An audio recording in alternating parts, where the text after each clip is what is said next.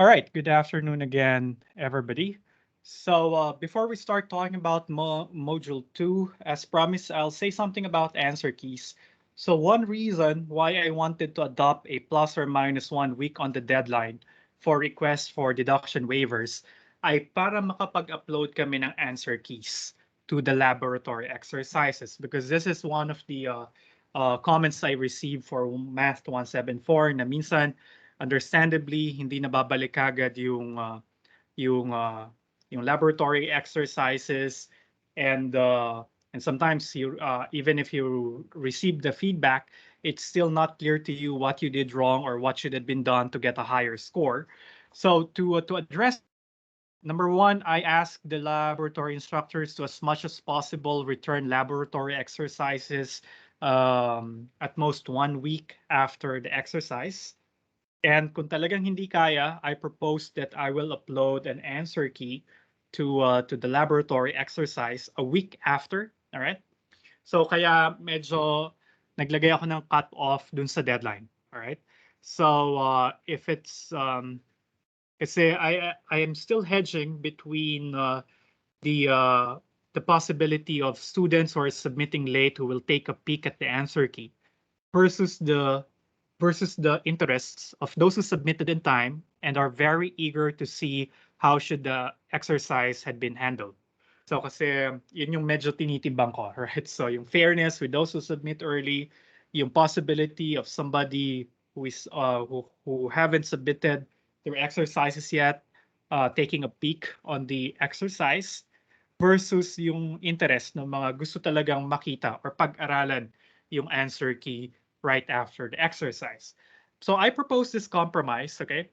So I would like to get your, of course, this goes without saying, pero i-emphasize ko na rin, I would like to get the commitment that you will not open the answer keys unless you have submitted your work, all right?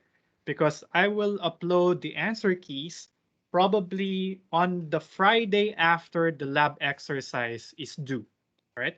So kung meron tayong, halimbawa may lab excerpt kayong pinasa ngayon, February 21st, i-upload ko yung answer key on February 25 para makita nyo kagad kung tama ba yung ginawa nyo even kahit hindi pa nasosole yung lab exercise. But again, I want to get everyone's commitment, and again, this goes without saying na you won't open the answer key with if you haven't submitted the exercise yet. Okay lang ba yon sa inyo? Because some students will find it unfair or medyo delikado. But I don't know. What do you think, guys?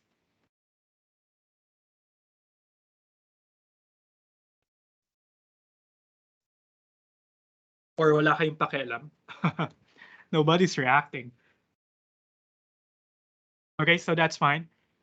Thinking ko na lang, di naman ako yung dinaya nyo if you will look at it earlier before you submit your exercise. But I want to accommodate those who are really trying to study hard for the course, all right? Because sila na lang yung isipin ko, and I thought of giving them the priority. Kung gusto talaga nila makita yung sagot, then I'll make it available, all right? So, but again, please do not open it if hindi pa kayo nakapag-submit. Kung nakapag-submit na kayo tapos hindi pa na-checkan ni lab instructor, okay lang, nabuksan niyo yung answer key. That's fine as long as you have submitted the exercise. Kung talagang wala kayong idea ano yung saan magsisimula sa lab exercise, do not be tempted to open the answer key. You can consult me. All right? Pwede ko kayong bigyan ng hints. Pwede ko kayong tulungan on a case-to-case basis. All right? You don't need to cheat. You don't need to take a peek at the answer key. I'll be more than happy to guide you through the exercise. All right? Matyaga akong tao. So kaya ko kayong tutukan on how to do the laboratory exercise. So that's the only commitment I want to get from you guys. So, yun. So yeah, I will upload the answer keys the Friday after the exercise is due. All right? All right, so with that out of the way, let's go to module number 2. So it's already available in Canvas. So, and then later in the week, I will upload module 3 for those who want to read in advance. And then module 2 is intended for week number 3, the 21st to the 25th of February. And at the end of Module 2, we will have Laboratory Exercise 1.1, the first half of Lab Exer 1, and it will be due on February 28 at 5 p.m. Take note, 5 p.m. yung deadline. All right? So, dati 11:59 ako nagpapa deadline, but that might not be healthy, all right? Kasi medyo kinakain ko na yung oras nyo, off hours nyo. But that's why I decided to put it at 5 p.m. What do you think? Is that fine? Or you want me to reinstate 11:59? Kasi kung 5 p.m. mapo-force kayo na magtrabaho hanggang 5 lamang. So ano yung mga thumbs up? 5 p.m. or 11:59? Okay, 11:59. All right, that's fine. Sige, gawin kong 11:59. But I don't want to get accused na kinukuha ko pa yung time nyo for your rest after office hours. But essentially, the idea is dapat 4 p.m. nga yung deadline, di ba? So, kasi yun yung, kung face-to-face tayo, sa Monday, 1 to 4 yung klase at 4 p.m., finished or not finished, ipapasa niyo yung lab exer. Pero dahil nga mahirap magtrabaho sa bahay, I know what you're feeling. Ang daming temptations pag nasa bahay. Kahit ako nahirapan magtrabaho sa bahay, I feel I'm not that productive kung compared to kung nasa office ako. Pero sige na, 11:59, but I don't want you to accuse me of getting or robbing you of your rest time. So sige, 11:59 p.m. Okay. So baguhin ko sa Canvas mamaya. But again, submission bins will be closed at February 28, 11:59 p.m. Hindi na kayo makapagpasa kay Canvas, mapipilitan na kayo mag-email sa akin kung hindi kayo makakapagpasa at that time. All right? Yeah. All right, you're all welcome. Marami nagte-thanks sa chat. Pero guys, kayo mag-open ng ganun. Tinignan ko lang, binate ko lang kayo para mag-offer ng suggestion. So, you could have suggested, sir, yung 5 p.m. gawin nating 11:59. That's fine with me. Pero sana sa inyo manggaling, so hindi na ako magli-lead ng mga leniency suggestions later. So, gusto ko sa inyo magmula, alright? So, sample yung 11:59 p.m. Okay. And anyway, so that's it. That's settled. So, yon. What are the objectives for this module? So, at the end of this module, these are the things that you should be able to do. And you should take note of these, not just for the laboratory exercise at the end of the module, but also for the problem set. So pwede nyo tingnan, kaya ko na bang gawin yung mga nasa objectives? Pag meron dyang isang objective na nakalista, pero feeling nyo hindi siya na-test sa laboratory exercise, lalabas siya malamang sa problem set. That's why I decided this time I'll write everything for the course. I'll write all the problem sets. I'll write the laboratory exercises. Yun nga lang, lab instructors yung mag-check ng lab exers. Yung mga problem sets, ako lahat ang mag-check across all lab sections. So yun. So yun yung idea. Bakit may mga module objectives ako nilalagay? Number 1, you should be able to implement both the bisection and the regular-Falsy methods, all right, to solve nonlinear equations. And then we'll also be looking at the error bounds or estimates for these methods. And again, we need to look at the pros and cons of these methods. Tapos i-analyze natin yung convergence ng mga methods na to. And ultimately, we will look at some scenarios on where we can apply these methods. Some real-world scenarios or models of real-world phenomena or practical problems na applicable ito mga methods nito. Right? So those are the 5 things that you need to look out for as we go along the second module. Okay. And here we go. Let's start. The first unit of Math 175, as we have seen in the course outline, is solving nonlinear equations. And solving nonlinear equations is a very daunting task, especially for very complicated functions or equations that we see in nature. Okay, so ano ba yung mga nonlinear equations? This is a very general type of equations. Basta hindi linear, nonlinear siya, right? Kasi ang daling isolve ng mga linear equations. Now, for quadratic equations, we all know the quadratic formula. or hopefully we know the quadratic formula. And actually, the quadratic formula is known to man several hundred of years before Christ. Sa mga 300 BC or 600 BC, the Babylonians, they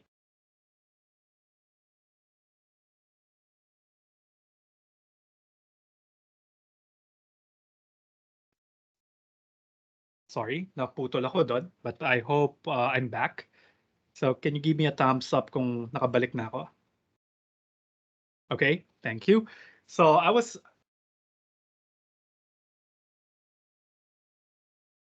there, nawala uli ako. As I was saying, the quadratic formula is known to man several hundreds of years before Christ.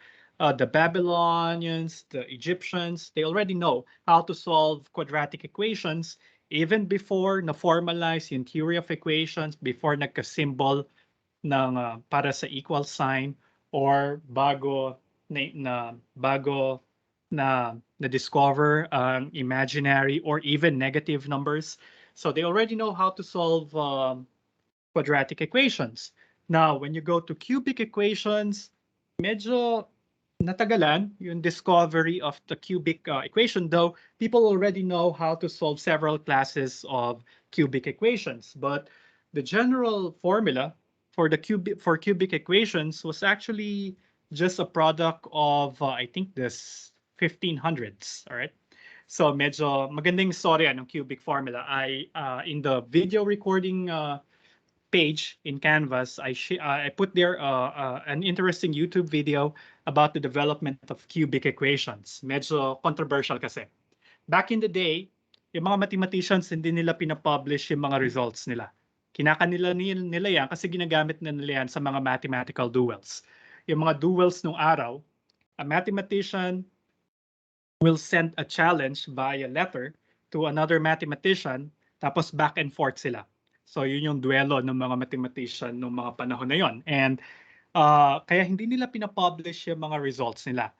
And it was Tartaglia, Niccolo Tartaglia, who discovered the formula for a general class of cubic equations. Kaya lang kinanya niya yung formula niya.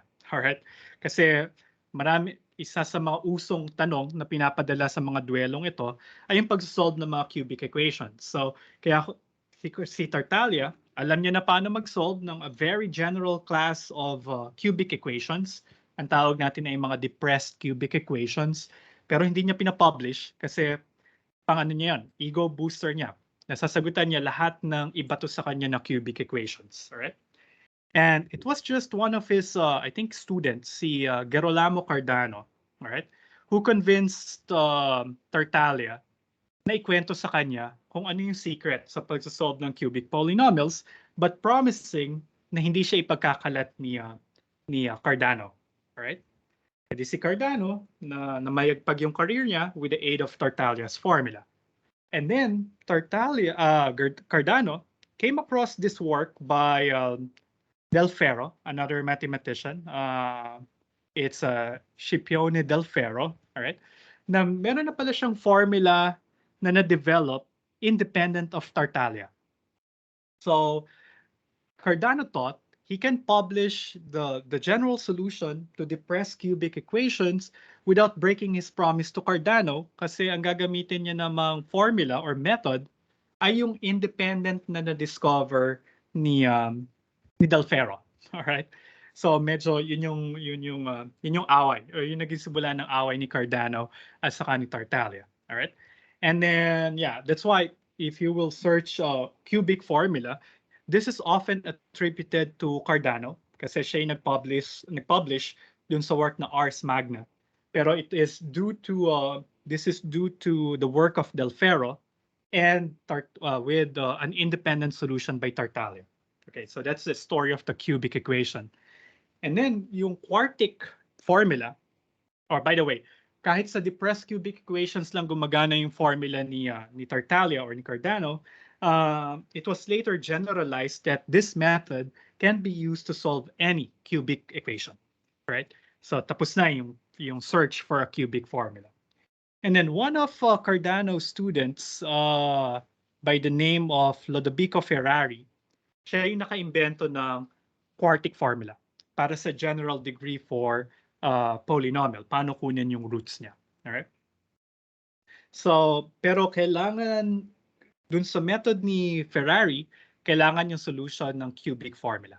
That's why it's not until 1594 that the quartic formula was published. It was also published in Ars Magna, kasama ng cubic formula.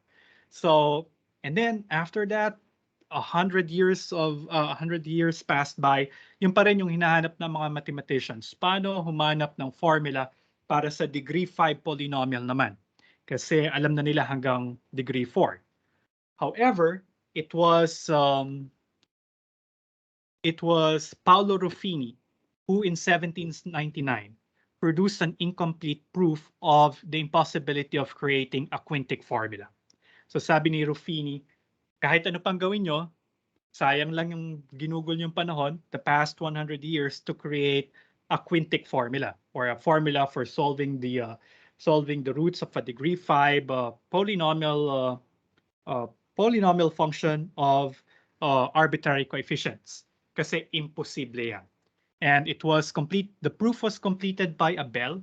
Actually, nakompleto siya ni Ruffini in 1813, but it was more famously done by Abel in 1824. Nakompleto yung proof. So by 1824, tanggap na ng mga mathematicians, finding a formula for a degree 5 polynomial or higher is impossible. All right. And it is actually one of the most fascinating and earth-shattering discoveries of algebra. Because prior to the 1800s, algebra is the study of finding solutions to equations.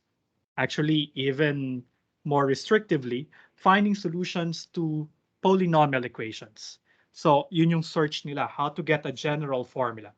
However, thanks to Galois theory, yung pinag-aralan nyo at hate na hate nyo from Math 111, it was proven that it was impossible to find a formula for a general quintic and higher degree polynomials using only basic arithmetical and algebraic operations.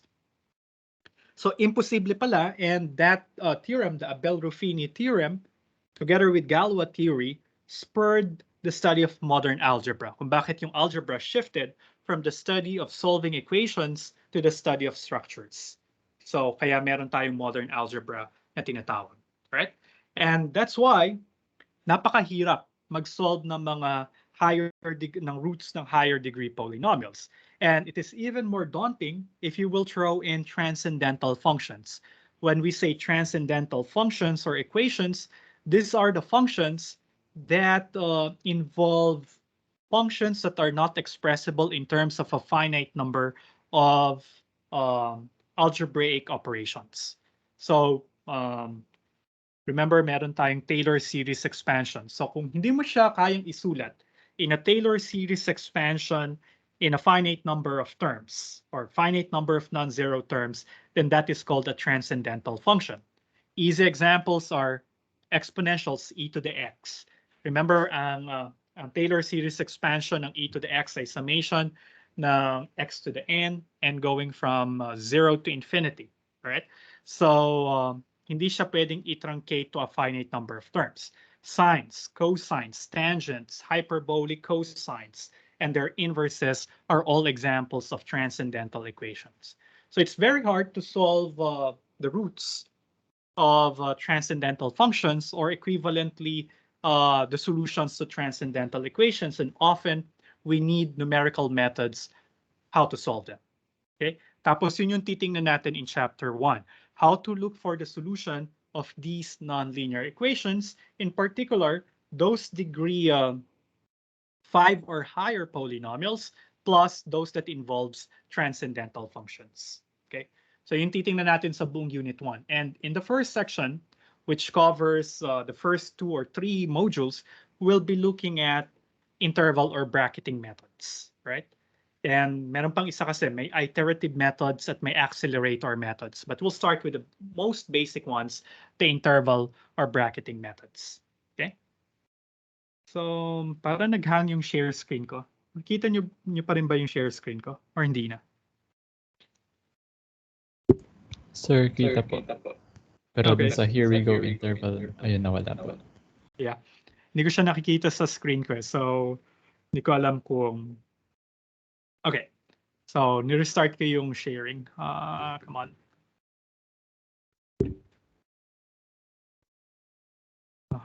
Hindi ko siya nakikita. I don't know what's happening. Kasi internet connection ko.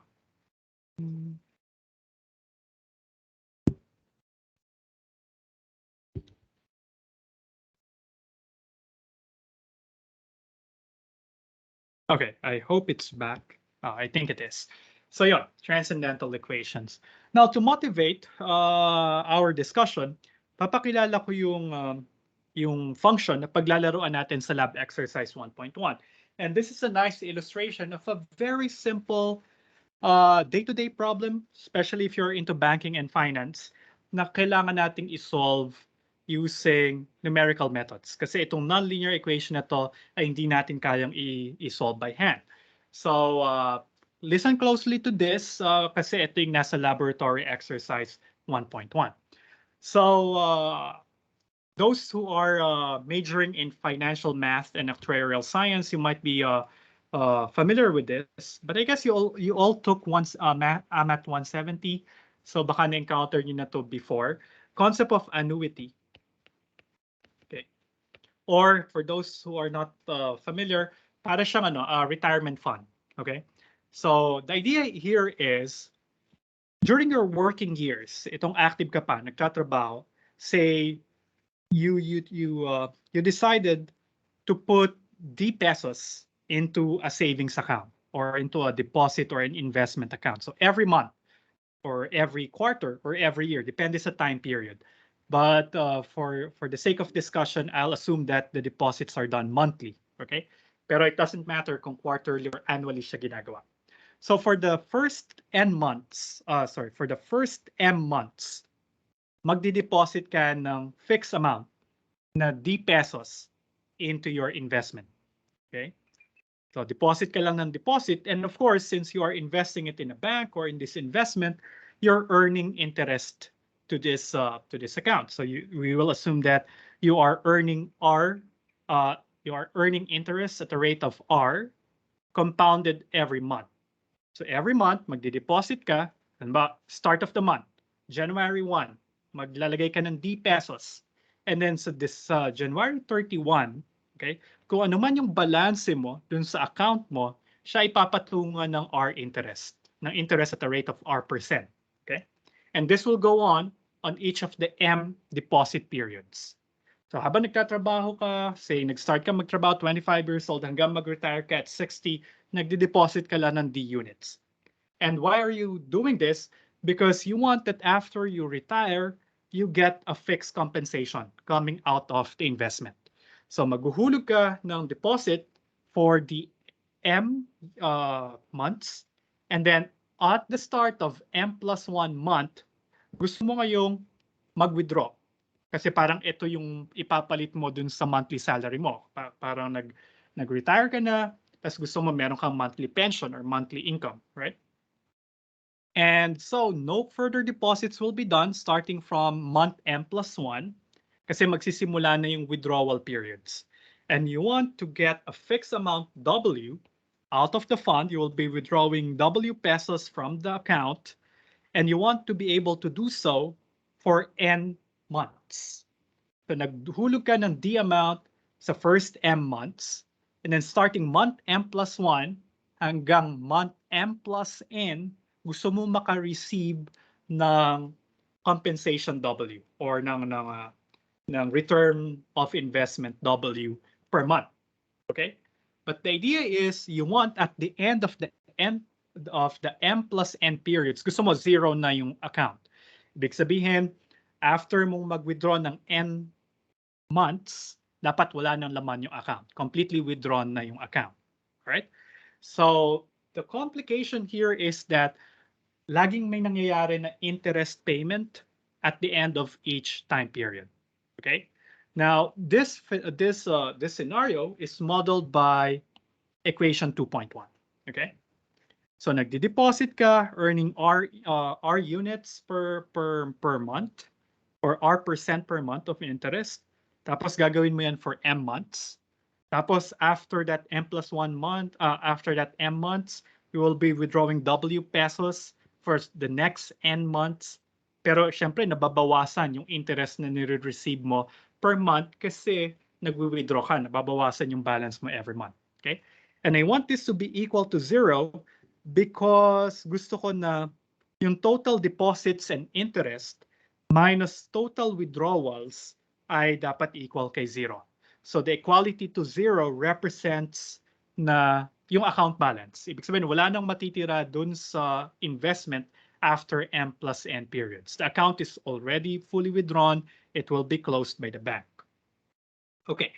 Now the idea here is it it is easy if we know the value of R, if we know the interest rate, tapos alam ko halimbawa yung tatlo pang quantities among D, W, N, and M. All right? Kasi itong equation 2.1, it has five uh, parameters here, or it has five variables. So suppose I know R and three of these other four values, then it is easy to find the remaining one. Okay? I think it will just be reduced to a linear equation. All right? Kaya lang ang problema pag nawawala si R. If we know D, W, N, and M, and we want to find R, that is quite problematic to be done by hand. Okay?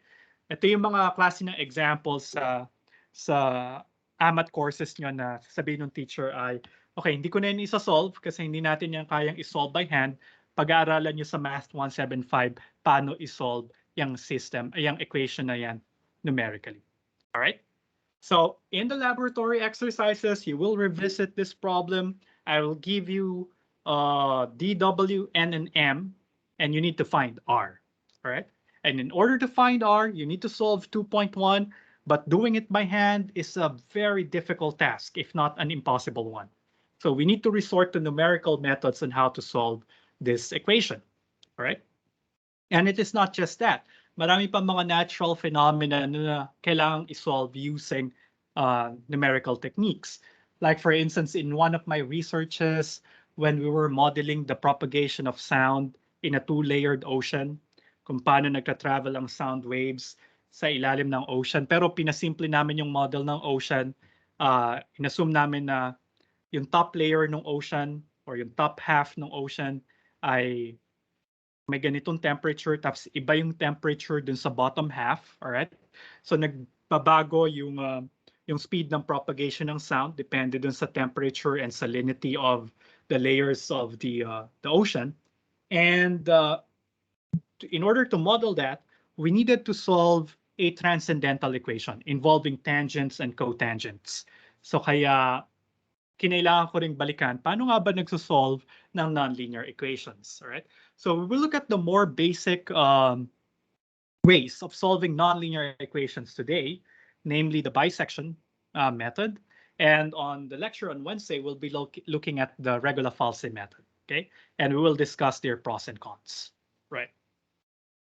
These two methods are called bracketing methods or interval methods because you will see later that the idea here is we will start with an interval kung saan alam natin na may root. Tapos, papalitin ko ng papalitin itong interval na to hanggang makakita ako ng small enough interval kung saan sure ako na merong solution. Alright? So, parang graphically, ganito yung mangyayari. Start ako ng interval AB. Tapos, kunwari, ito yung function. Okay? Kailangan ko makasigurado na dun sa interval AB meron akong root. So that will make the interval AB to be a nice starting interval. And then what will happen is I will use some techniques on how to narrow down or to shorten this interval into a sufficiently small one kung saan sure pa rin ako na may interval, na may root dun sa interval na yon. Probably I can cut it in half. I'll have A and A plus B over 2. And I will consider, sure ako may root dito sa A to A plus B over 2. And then this would be my the new interval that I will consider. And I will repeat the process until I can come up with a very small interval kung saan sure ako na merong root. Halimbawa, A sub n, B sub n. And I am sure that if I will pick any random number between a sub n and b sub n, I know that that would be very, very close to the solution or to the root of the nonlinear function. Kasi nga, ang length nito, halimbawa, ay epsilon. Alright?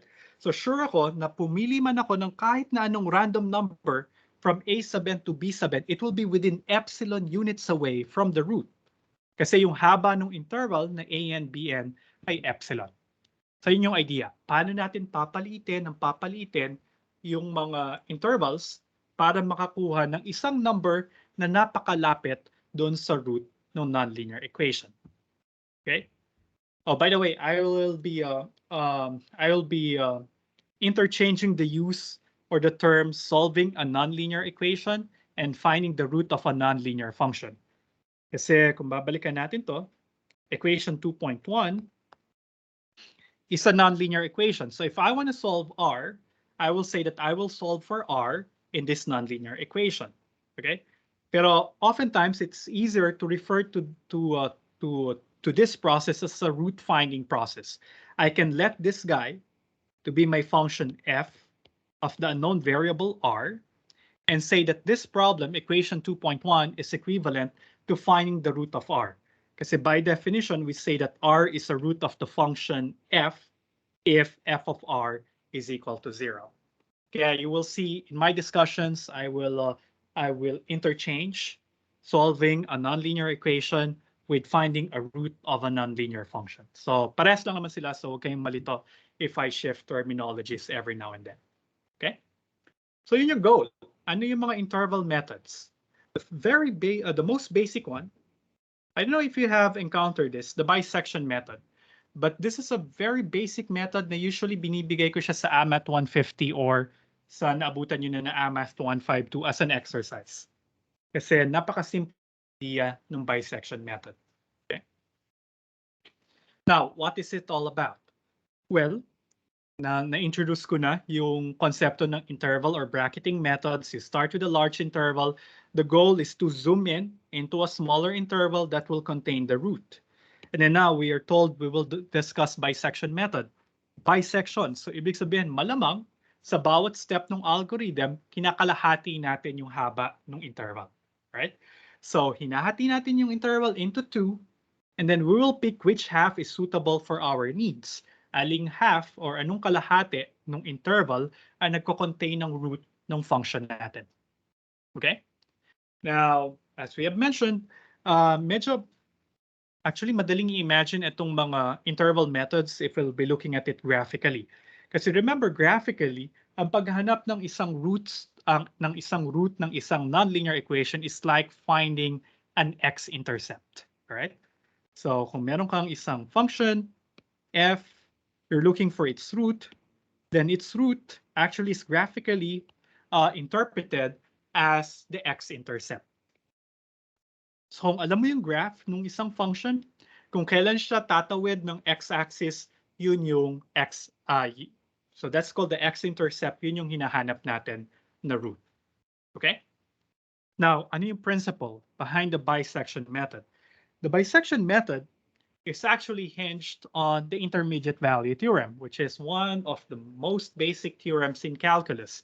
Na Math 36 pa lang nakita nyo na itong intermediate value theorem. And just to emphasize, so let's recall it, kung meron kayo isang continuous function sa interval AB, then sa kahit anong number k sa pagitan ni f of A at ni f of B, laging may mag-exist na number r such that the function value of r is equal to k. Again, it can easily be pictured graphically. Okay? Kung meron kang function, continuous siya sa A to B. Okay? Kunin mo yung f of A, kunin mo yung f of B. Sa kahit anong number daw, sa pagitan ni f of A at ni f of B, tawagin natin si k. Lagi tayong may mahanap na number r sa pagitan ni A at saka ni B ng f of r ay equal kay k. And the idea here is, or the reason behind that is that f is continuous. Kasi dinrawing natin si f na hindi umaangat yung pen natin o yung pang-drawing natin, din-drawing ko siyang dire-diretso, so continuous siya. So sa kahit anong number k, sa pagitan ni f of a at ni f of b, halimbawa ito si k, lagi ako may mahanap na r sa pagitan ni a of b such that f of r is equal to k. So basically, that's the intermediate value theorem. Okay? Now, paano siya maging applicable sa root finding? In particular, if f of a and f of b has opposite signs, meaning one of them is positive, one of them is negative, then 0 will serve as our value for k. Kung magkaiba yung sign ni f of a at ni f of b, ibig sabihin si 0 ay nasa pagitan nilang dalawa. So therefore, on the interval AB, I am sure that a root exists. All right? So graphically, so baka pala ipa-problem set ko to na paki-explain. Oops, sorry. Paki-explain kung bakit nagagaranti ng IVT yung existence ng root, right? So if f of a say is positive and f of b is negative, so they have opposite signs, then the continuity of f guarantees that there will be an x-intercept. Walang jump, walang putol sa graph ni f. So ibig sabihin, para makarating kay f of a, papunta kay f of b, kailangan kong tumawid ng x-axis. There's no way to get from f of a to f of b without crossing the x-axis. And that crossing, the x-intercept, is the desired root. Okay, and this is crucial both for the bisection method and for the regula falsi method. So yung starting interval natin, dapat magkaiba yung sign ni f of a at ni f of b. So we want f of a and f of b to have a product less than 0 to guarantee that they do have different signs. Okay, and again, when they have different signs, we are sure that a root exists. Okay.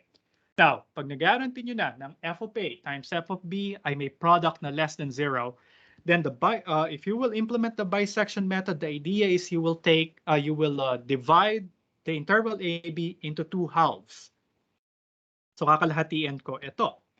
Okay? So ito yung a of b, ito yung a at b. Kunin ko yung kalahati, kukunin ko yung midpoint, a plus b over 2. All right? Now, at this current point, I will select what would be my new interval. Ano yung susunod kong pipilian as my smaller interval of interest? Should I pick the first half, a to a plus b over 2? Or should I pick the second half, a plus b over 2 comma b? What do you guys think?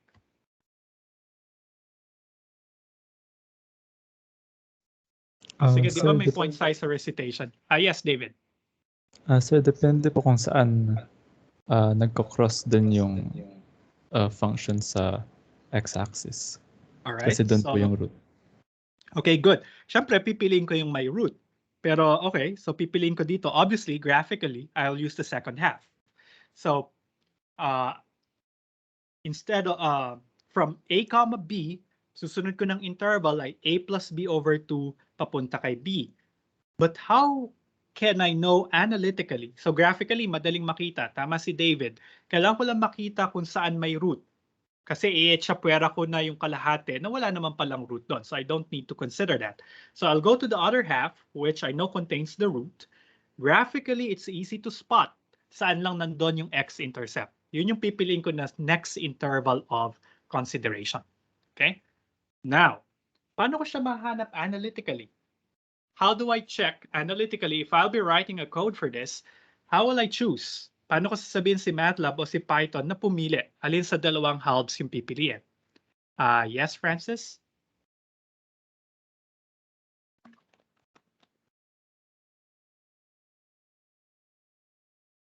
Sir, napindot lang po. Sorry. Okay. Excited pa naman ako. Gusto mo humula? Sige, si Christine daw. Christine? Ano po, to solve po siya analytically, yung nakukuha po na a plus b over 2, ipapasok po siya sa function. Tapos, yung ano po, titignan po kung yung product po ni f of a at ni f of a plus b over 2 ay kung positive po ba or negative. Ganon din po kay f of b. Tapos kapag po negative, doon po kukunin yung interval. Meaning po kapag po may negative, sure po na dumaan po siya sa 0. Okay, great. That's perfect. Thank you, Christine. Yeah, that's how you select the next interval. Kasi nga, ang sabi ni Christine, okay, computing mo yung function value ni f of a plus b over 2. Yung function value ng midpoint. Alright? Tapos, kunin mo yung product niya with f of a, tapos yung product niya with f of b. Whichever will give you a negative number will be your next interval. Alright? Kasi sure ka na doon mo masasatisfy na naman yung IVT. Right? Or yun yung makaka-guarantee via IVT na merong root. So f of a is positive in our example. F of a is positive. F of a plus b over 2 is positive. So yung product nila ay positive, meaning they have the same signs. Obviously, they are both positive. So that means I will forget about a, or this interval over here. Okay? Pero if you go to f of a plus b, that's positive, multiply it to the negative value of f of b, we will get a negative number. And that will guarantee, again by IVT, that there will exist a root. So ngayon, mas maliit na yung interval kung i-consider. So, dun sa code na gagawin nyo, forget about A, it failed our purpose, si A plus B over 2 na, siya na yung magiging bagong A. Tawagin natin siyang A sub 1, tapos si B, siya pa rin yung B sub 1. Ito na yung una nating iterate using the bisection method. Okay, kasi dun tayo sure na merong root. Okay, now we will continue the process until the interval we have is sufficiently small for our purpose. So kung hindi pa nasa-satisfy yung tolerance ng error, pagpatuloy mo yung bisection, kunin mo uli yung kalahati. This is A1 plus B1 all over 2, the midpoint between A1 and B1. And again, we can continue the process, we can redo the process Christine described earlier. Take the function value of the midpoint, multiply it with A1. The function value at the midpoint is somewhere here. That's below the x-axis, so that's going to be negative. So positive si f of a1, negative si f of midpoint. So they have different signs. So this will be my next interval of interest. So I will keep a1. Si a1, siya yung magiging a2 in my next iteration. I'll forget about b1 because it won't serve our purpose anymore. Yung midpoint, siya na yung magiging B2. Oops, sorry. Siya na yung magiging B2. And so on. We will continue this process until yung length ng interval, yung Bn minus An ay mas maliit na dun sa error tolerance natin. Pag maliit na yung B2 minus An, compared to your stopping criterion or to whatever your error threshold is, then you stop the process. Okay?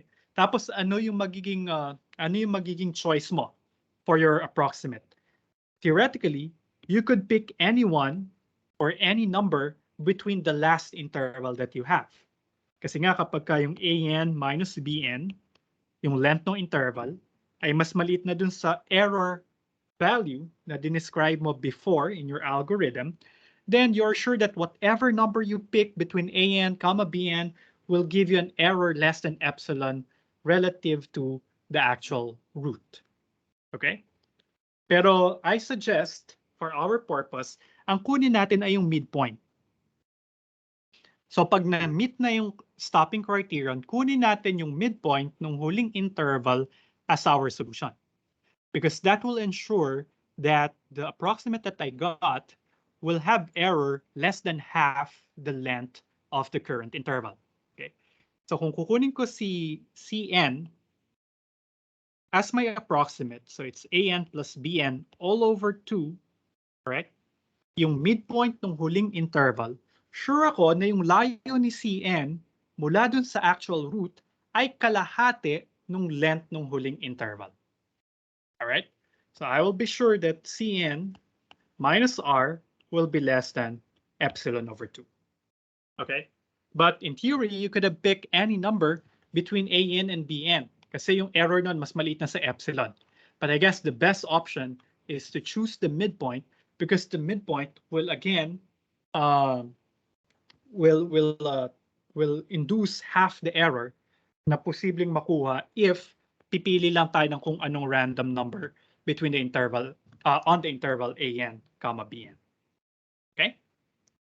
And basically that's the bisection method. So any question? Ang simple ng bisection method, no?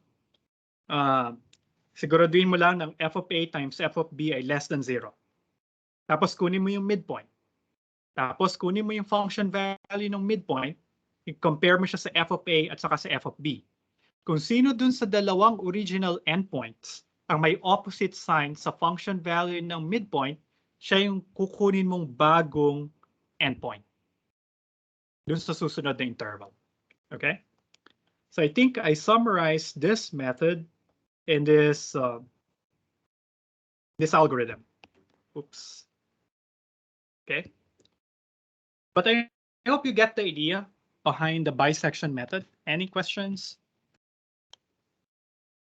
Minsan mapapaisip ka na lang, no, na napakasimple ng method, naunahan lang tayo ng mga naka-imbento nito, no? So, but this one is, I think this is known during prehistoric times. Even I suppose the Greeks or the Egyptians already know this. Kasi napakasimple nga nung method, right? Okay. Now, some details about the implementation of the method, but I hope the general idea of the method is clear, all right? Ito. So start with an interval. Always check if the product of the function value at the two endpoints is less than 0. If that is the case, then that would be our initial interval. Lagi niyong i-check yung f of a times f of b by less than 0. Because otherwise, we are not sure if there is a root on that interval. If that's the case, then you can compute your first estimate, which is the midpoint. Okay? And then if the product of f of a times f of b is equal to 0, hold on. Okay. Nabanggit ko na pala to. Next, kailangan mo mag-set ng maximum number of iterations allowed. So kung ayaw mo mag-run forever yung program mo, sabihin mo, sige, hanggang 1,000 iterations ka lang. Kung hindi mo man maabot yung error precision, then that's fine. You stop at 1,000 iterations just to prevent an infinite loop. All right. And then you will also set an error precision. This will be given mostly in the problem. In case of practical applications, titingnan yung industry standard for the error. So usually this is a given value. Okay. And the error precision, we will look at a few special type of error or precision. Different kinds of error precision or different kinds of halting criteria. All right. Pero ngayon ang gagamitin natin ay yung interval-based criterion. Okay. Now, I will, sabihin ko na ba dito yung interval? Yes. Ang i-check natin criterion for epsilon is we will see if at every step, if a sub n, if b sub n minus a sub n is less than epsilon. Okay. So paulit-ulit yung kakalahatiin yung interval, paulit-ulit yung kukumputin yung function values, pag multiplyan sila para makapili ng mas maliit na interval after every iteration. But you will stop the iteration if either your iteration number is greater than the maximum allowed or yung length ng interval ay mas maliit na kay epsilon. Okay, so you will stop the iteration if the length of the interval is less than the error precision. This one is what we call, or what we will refer to as the interval-based stopping criterion. Because we will see later different types of stopping criteria, pero ito yung interval-based.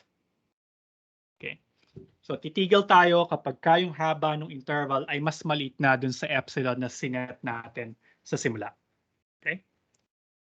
Habang hindi siya nami-meet, habang hindi nami-meet itong dalawang criteria na to, then you just continue on halving the interval. Okay?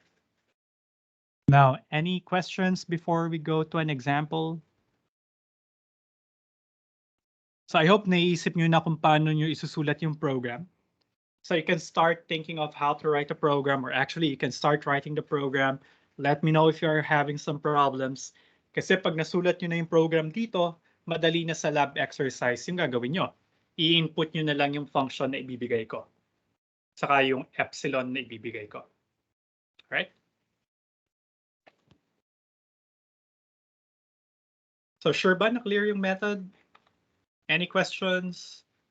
Or wala kayong nakuha simula sa umpisa? Yeah, and I understand. Learning the method, understanding it, visualizing it is easy. Yung programming, medyo ibang usapan yon. All right. So you can sleep on it. You have a week to write a program for the bisection method. All right. You can work in groups. You can collaborate with your classmates. I don't discourage you from doing that. Actually, I encourage you to work as a group, as a class, as a lab section. So pag-usapan nyo, or you can throw ideas with each other. Kasi pag nasulat nyo yung program, halos tapos na kayo sa excerpt.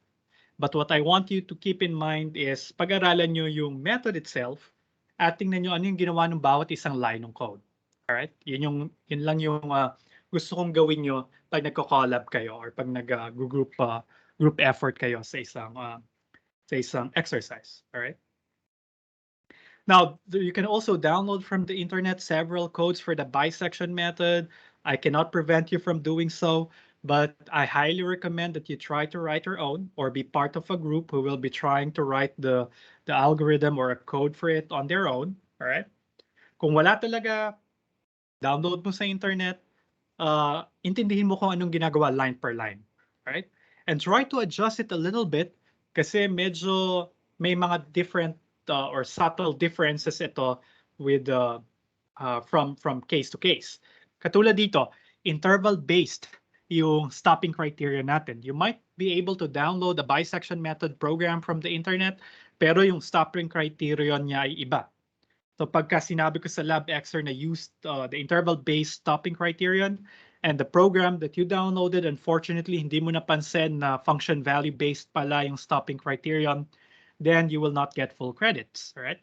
Or di ba sabi ko nga, sa final step, pag nandun ka na sa napakaliit na interval, na-meet mo na yung epsilon, theoretically, you can pick any number from that small interval as your estimate for the root, okay? Pero dito sa diniscuss ko na bisection method, ang pinipili natin na estimate para dun sa root ay yung midpoint ng final interval, all right? Again, the reason why I want to do that is to further cut the error to half para mangalahati yung error pa. Okay? Some programs that you might see in the internet will just take the final A sub n or the final B sub n as the estimate for the root R. So mamamali na kayo. So kahit naka-download kayo sa internet, just make sure you take a look at it, go behind the code, and tingnan nyo kung yung mga subtle differences na yun. Okay? So yun, mga pointers para alam nyo na yung hanapin. Hindi lang basta download and download. Okay?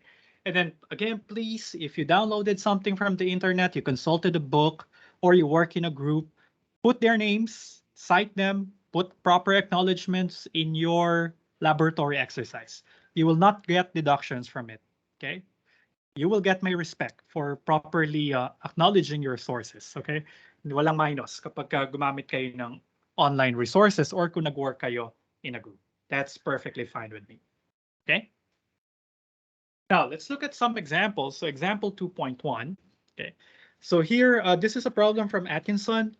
So we need to find the largest root of this degree 6 polynomial, x to the 6th minus x minus 1, with epsilon equal to 10 to the minus 3 or 0.001. Okay. Now, ang idea rito ay find the largest root. So, ibig sabihin, hindi ako pwedeng mag-bisection method kagad. Number one, walang interval na binigay. So, dahil walang interval na binigay, kailangan ko mag-isip ng interval a, b to be my starting interval. And another complication is the problem demands for the largest root of the function f. So I need to have a little bit of an idea where the largest root of f will reside. Then how will you do it? Hindi basta bisection method kagad.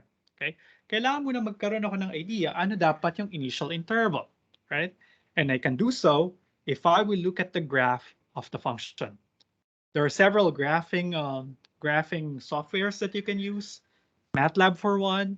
You can use Mathematica. You can use Wolfram Alpha or whatever graphing software that you have. Even your calculators might have something like this. May mga app din sa phone na nag-graph.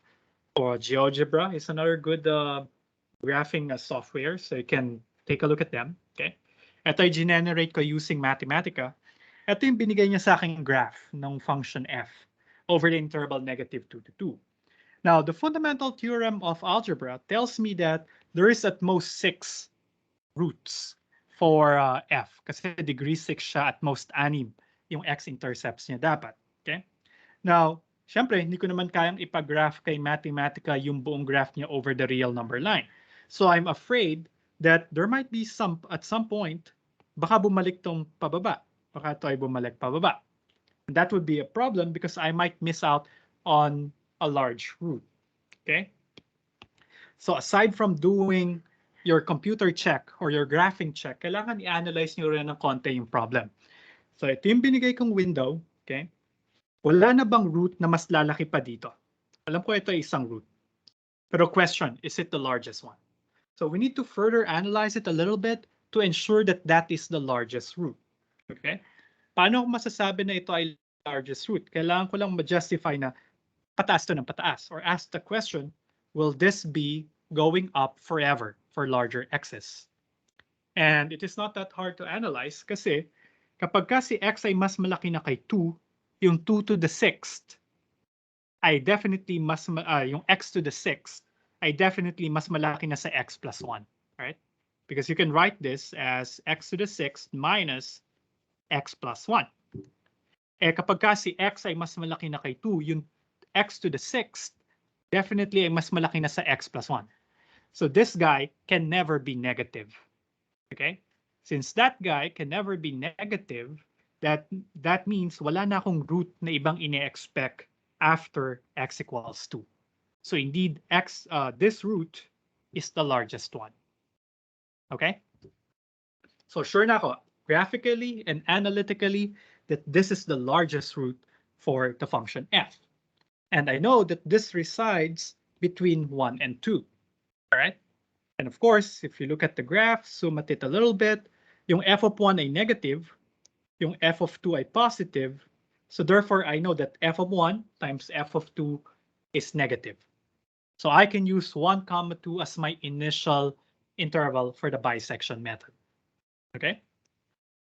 Tapos, iset ko lang arbitrarily yung maximum number of iterations to 1,000 para finish or not finished after 1,000 iterations, the program will terminate. Okay, and then we are given that the error threshold is 0.001. So gagawin ko to.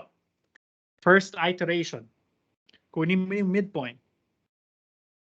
So ito si 1.5. Nasa pagitan ni 1 at saka ni 1.2. All right? Take the function value at 1.5. It's positive. But kukunin ko ano yung naka-opposite sign kay f of 1.5. That would be f of 1. All right? So that means on my first iteration, ang a ko ay 1, ang a ko ay 1.5, first estimate ko ay 1.25. Okay? So, kasi nga, all right, yung f of 1 at saka yung f of 1.5, sila yung magkaiba yung sign. So on my first iteration, our new interval would be 1, 1.5. That's 1, 1.5. Ang midpoint nila, which will serve as our first estimate, is 1.25. And now I will check, is that enough? Can I stop? Our stopping criterion is interval-based. You look at how long is our current interval. Our interval is from 1 to 1.5. Its length is 0.5. That's still greater than epsilon, which is 10 to the minus 3. So we move on and continue the process. So ngayon, nandito ako sa 1 to 1.5. Kakalahatiin ko to. Ang kalahati ay 1.25. Ngayon, babalik ako sa graph. Or, pwede mong computein. Compare mo yung f of 1.25 sa f of 1 at saka sa f of 1.5. Whichever has an opposite sign to f of 1.25, then that would be your other endpoint. And apparently here, see 1.25, iba yung sign niya kay f of 1. So yung pangalawang interval ay 1 until 1.25. And as per our agreement, ang estimate natin, our second estimate to the root would be 1.125, the midpoint between 1 and 1.25. And then should I go on to the next iteration, or pwede ba akong tumigil? We look at the length of the current interval. The current interval is of length 0.25, still greater than epsilon, so we continue on. So we repeat the process until the 10th iteration. In the 10th iteration, we are on the interval 1.133789 until 1.1347666. The length of that interval is 0.000977, which is less than 10 to the minus 3. So therefore, we can stop here and conclude that our estimate for the root is 1.134277. And actually, we are sure that this is within 0.000977 units away from the actual root. Okay? Na-meet na natin yung error threshold. But actually, we are getting better than that. Ito yung sinasabi ko na bakit gusto ko na yung estimate para dun sa current, na manggagaling dun sa current interval or sa last interval would be the midpoint. Kasi alam ko, dahil ito yung nasa gitna, right? So alam ko may root dito. So 1.133789 hanggang sa 1.134766. Pag pumili ako dyan ng random number on that interval, that's fine because that will be within 10 to the minus 3 units away from the root. But if I will choose the midpoint, 1.134277 as my estimate, sure ako na kung nandito yung root, I will be half of the interval length away from the actual root. Kung nandito man yung root, sorry, I'm still sure I'm within half of the interval's length within the root. Actually, with this estimate, we are sure that we are just 4.88 times 10 to the minus 4 units away from the actual root. Okay? So, and then that's it. That's the bisection method. Now, one thing about the bisection method is, or the stopping criterion that we used, ay sinasabi ng stopping criterion, gaano tayo kalayo mula kay R. Yung R star, which is our estimate for the root, gaano siya kahaba, gaano siya kalayo dun sa actual root. Okay? Now, in some applications, the proximity between R and R star is not very important. What is more important is what is the value of f of R star and if that is near enough 0. Kung ang focus mo yung x value talaga nung root, then magandang stopping criterion yung interval-based criteria or criterion. However, if you're more interested into finding a value R that has a very small function value, then medyo may konting complications, kailangan mong i-adjust yung stopping criteria. For instance, here, we are getting 10 to the minus 4 units away, or accuracy, from the actual root. Pero pag kinuha mo yung function value ni R star, si R star yung estimate natin, yung 1.13427. Yung function value niya ay negative 0.004951. And in some applications, this is not close to 0 enough, or this might not be acceptable pa. So nakikita nyo, kung ang focus mo yung x values, then it's fine. You are 10 to the minus 4, you have 10 to the minus 4 units accuracy. Kaya lang, kapag ka mas interested ka dun sa y values, then baka hindi pa kasi 10 to the minus 3 pa yung error mo. So that's why later we will be using a different kind of stopping criterion if we prefer to look at the function value itself, if we want f of R star to be as close to 0 as possible, instead of just looking at how far the estimate is from the actual value. Pero later na natin titignan yung iba pa mga halting or stopping criteria. Okay? So does the first example make sense?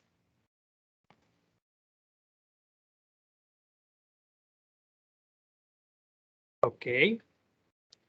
So if that does, kaya pa ba natin mag-theorem 2.2 or overload na? Let's see. Okay, let me just discuss 2.2 and then I will dismiss you guys.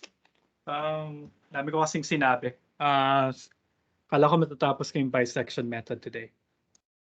Now, I know that's just one particular instance of the bisection method, but I think that should be enough for you to understand how the method is.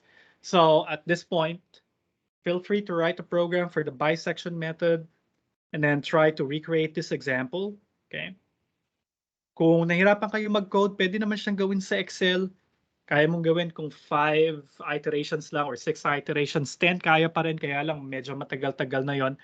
Pero paano kapag 100 iterations yung kailangan? So it is highly preferred that you write a code either in Python or in MATLAB para dito sa bisection method. Okay? Now, as promised, we'll not just be looking at the implementation of the method. Hindi lang natin titingnan yung theory behind the method, but we'll also analyze the accuracy and the convergence of the method. And that's what Theorem 2.2 is about. Okay? In Theorem 2.2, we'll be talking about the error bound for the bisection method. So again, the assumption here, or this will only apply to functions that are continuous, an interval AB, which forms a bracket, meaning ang f of A times f of B ay less than 0. Then the bisection method will generate a sequence C sub n of approximates. In our case, that sequence comprised of midpoints, the mga intervals na generate natin using the bisection method. And that sequence will converge to the root of f with order of convergence big O of 1 to the 2, 1 over 2 to the n. Okay. Remember, this means that C sub n approaches the actual root r as fast as how 1 over 2 to the n approaches 0. So medyo mabilis to kasi mabilis mag-0 yung 1 over 2 to the power n. At kasing bilis niya yung pag-converge ng mga C sub n. Okay? However, you will see later that this is spectacularly slow pa compared to other methods. Pero napaka-simple kasi ng bisection method. Napakadali niyang intindihin, alright? Kaya lang mabagal yung convergence niya. And in particular, equation 2.5 gives us the error bound. Okay? Yung error between the estimate for the nth estimate for the root and the actual root r is less than b minus a over 2 to the power n plus 1. So ito yung error bound natin. Now let's try to write a proof for this example, for this theorem. Okay?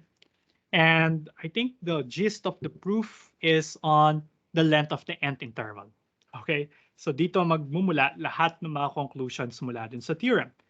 So on the zeroth interval, okay, zeroth iteration. So ang A0 minus ang B0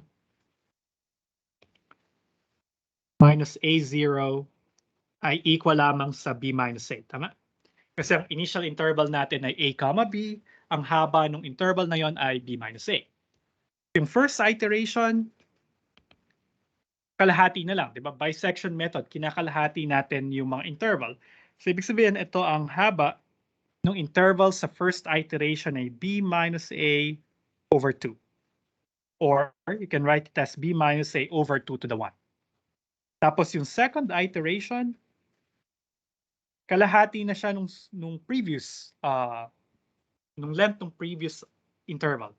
The previous interval has length B minus A over 2. So yung interval sa second iteration ay length B minus A over 2 to the power 2. And so on. So in general, if you are on the nth iteration, then the interval you're dealing with will have length B minus A over 2 to the power n. Okay, so I hope that's clear. That's just a simple induction step. Okay? So ibig sabihin, kung nasa nth iteration ka, yung length ng interval kung saan mo pinipili yung estimate ay B minus A all over 2 to the n. But since we are picking the C sub n's to be the midpoint of the nth interval, so the distance between the actual root r and C sub n is just half the length of that interval. All right. So that's why the distance between r and c sub n will be half of b sub n minus a sub n. And again, you need to be careful because you might see some references na yung error bound ay walang 1/2, just bn minus an, because they are not requiring the midpoint to be the estimate. But in our class, our convention is ang pinipili natin estimate ay yung nasa gitna, yung midpoint ng nth interval. That's why the error estimate or the error bound would be 1/2 the length of the final interval. All right. And as we have mentioned earlier, b sub n minus a sub n is b minus a over 2 to the power n. Multiply that with 1/2, we get b minus a over 2 to the power n plus 1. And that's the error bound given in the theorem. Okay. So we're done with the error bound. And then paano natin ma-prove na nagko-converge lagi yung bisection method? So yun nga lang yung maganda kay bisection method. It is always guaranteed to converge to the actual root. Bakit? Kasi meron ka ng error estimate. Sa nth iteration, yung error mo laging nasa b minus a over 2 to the power n plus 1. So if you take the limit as n approaches infinity of this guy, so you have b minus a, that's a constant number, divided by 2 to a very large number, that will give us a constant over a humongous number, so that will be equal to 0. Okay? Dahil yung limit ng cn minus r ay equal kay 0, math 38 will tell us that the sequence converges to r. The sequence of the c sub n's converges to r. And moreover, since the error, this guy, yung error bound na yan, can be written as 1/2 times, actually hindi pala 1/2. Dapat ito ay b minus a. Sorry about that, kindly correct it. So sa equation, hindi ko pala na-numberan. Dun sa last line, that should be b minus a over 2 times 1 over to the power n. So this is a constant multiplier. B minus a is a constant. That's just the length of the starting interval times 1 over 2 to the power n. So remember, sa big O notations, constant multipliers can be dropped. So matitira na lang ay big O na 1 over 2 to the n. So that proves that indeed the sequence of approximates converges to the actual root as fast as how 1 over 2 to the n approaches 0. Okay? And that ends the proof. And you see how simple it is, kahit yung proof, no? Nagsimula lang tayo sa knowledge about the length of the nth interval under consideration. Then we were able to squeeze out actually 3 conclusions: an error bound, the convergence of the method, and how fast the convergence is. Okay? So I think that's too much for a single sitting. So I hope you guys are still there. Any questions? Okay pa ba? Or so napahaba pa ang lecture today?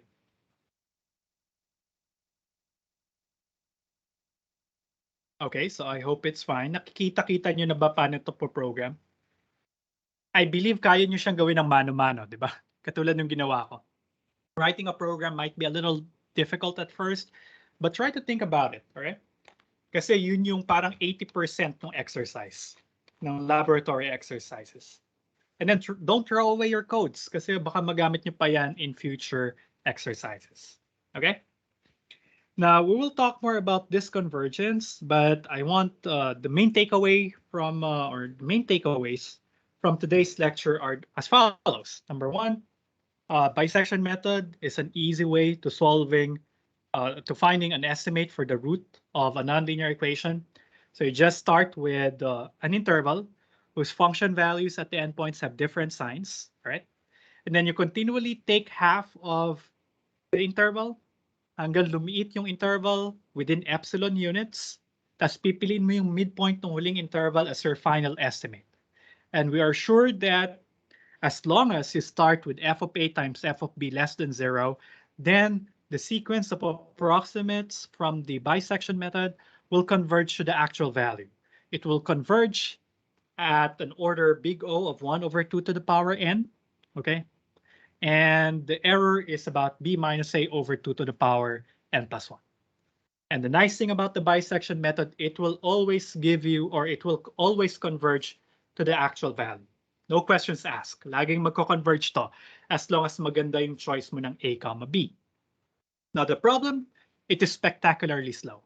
And we'll try to look more into that on Wednesday, and we'll try to look at ways on how to, or we'll look at other methods that are faster than the bisection method. Okay? So final call for questions, clarifications. All right, so if there are none, so thank you guys for bearing with me today. Sorry, first day of class, we had to do the lecture to do a lecture right away. So we'll meet again on Wednesday. The link is already on Canvas. So until then, so goodbye, guys. Have a good day. Thank you, sir. Thank you po, sir. Thank you po, sir. Thank you, sir. Thank you, sir. Ay, sir, if Okay. ever po we wanted to consult po, saan po kami pwedeng mag-message ulit? Sorry, medyo choppy. Ano yun, Lyra? If ever po magko-consult po kami, saan po ulit pwedeng mag-message po? Yep, message lang kayo sa akin. So, yeah. Actually, kasi wala pang consultation hours. So, Sa MS yeah, Teams po? message ako either sa Teams, kahit sa Teams or via email. Okay lang kahit alin. Sige pa. Thank you po. All right.